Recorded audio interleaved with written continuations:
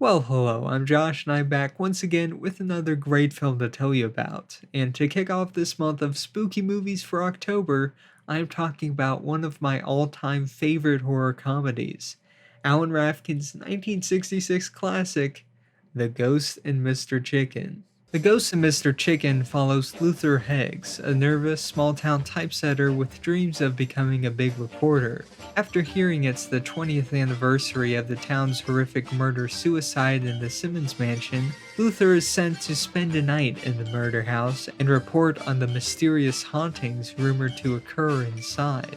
So as I said, this film is directed by Alan Rafkin, who is a frequent director on The Andy Griffith Show, along with just about any other classic TV show you can think of. But outside of TV, he also directed several Andy Griffith spin-off movies, I guess you could call them, which really had nothing to do with the show, but used much of the same cast and even the same writers. These included films like The Shakiest Gun in the West and Angel in My Pocket, but the very first of these was The Ghost of Mr. Chicken. You see, The Andy Griffith Show was originally only supposed to go for 5 seasons, and so towards the end of that run, Don Knotts got a contract for a multi-movie deal with Universal Studios. So when the show was picked up for another 3 seasons in color, Knotts had to step out and would only reappear about once per season as a guest star. But as they were still good friends, Andy Griffith agreed to help Knotts with his first film and even suggested they do a horror comedy, remembering how funny he had been in the Haunted House episode a couple of years earlier. So he got together with 2 of the show's writers, James Fritzl and Everett Greenbaum, to write the script. And one of the things I always find surprising in this film is that given how funny it is, it's also legitimately a bit scary at times too. No, it was obviously much more so when I was younger, but I still find myself getting chills when I hear that organ music coming from the attic at night. But this is kind of the golden rule when making these horror comedies. It really has to be both funny and scary to work. I know I covered a lot of this in my video on The Burbs from a few years ago, but if you look at all of the best horror comedies, they play the scary parts pretty straight, and the comedy actually comes more naturally through these situations. I mean, just look at Abbott and Costello Meet Frankenstein. The way it's made, the monsters don't realize they are in a comedy. And through this, real tension is built up, and so much of the comedy comes from these silly characters being thrust into this strange world and reacting to it in their own funny way, creating this build-up and release of tension, which is really fun to watch. And you can also see this in that Haunted House episode of the Andy Griffith Show I was telling you about. It's legitimately pretty creepy throughout most of the episode, as the production design is completely on point. So when you insert these silly characters like Gomer Pyle and Barney Fife to interact with it, it becomes one of the funniest episodes of the whole show. So Andy Griffith definitely knew what he was talking about when he recommended a haunted house comedy for Don Knotts, and as I said, they play it pretty straight. In fact, a large part of this film's spookiness really comes from the slow buildup of hearing these stories told and walking past the house at night. Long before we even enter the house, we are told of this brutal murder-suicide that happened inside, with a madman playing the organ and keys still stained with his blood. And they use Bonami. The film gives you the chance to just let your imagination run wild. Like I said, this was especially true for me watching it as a kid. And so a lot of people who either watched this when they were little and never again, or are watching this for the first time as an adult, are generally a bit surprised to see just how little time we actually spend inside the haunted house. And though I do think they could have probably expanded these parts a bit more, I think the build-up and atmosphere they created through the introduction is so strong that it gives the time we are in there even more of an impact.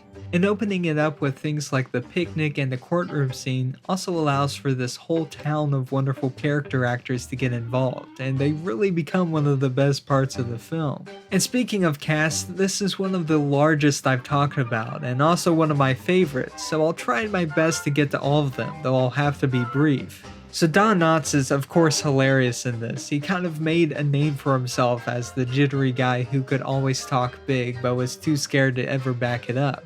And by the time this film was made, after 5 years of the Andy Griffith Show, he had really perfected that character in a lot of ways. So it's really fun to see him in his prime like this, and this is by far my favorite of the solo movies he made at this time, as what funnier place for a jittery guy to go than a haunted house. And along with Knotts, you also have Joan Stanley, who's great as Luther's love interest Alma, and Skip Homier plays Ollie Weaver, Luther's rival at the paper and also Alma's boyfriend at the beginning of the film.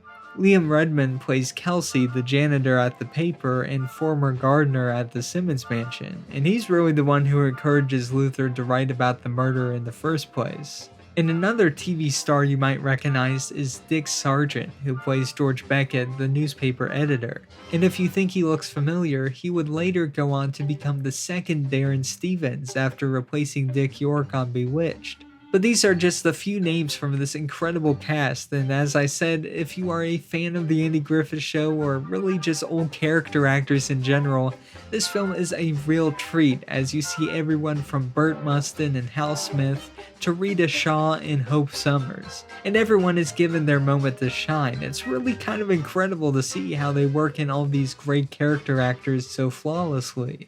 But that was really one of the strengths of the Andy Griffith Show. Despite his name being in the title, Andy Griffith has stated a number of times that the show is really about the whole town and the fun and crazy characters in it. And so the writers were really good at being able to work in all these little gags and funny lines into the film without losing focus on the plot. For instance, one of the most iconic and quotable recurring gags is where every time Don Knotts is in front of a crowd and starts to stumble or stutter, somebody shouts out, "Attaboy, Luther!"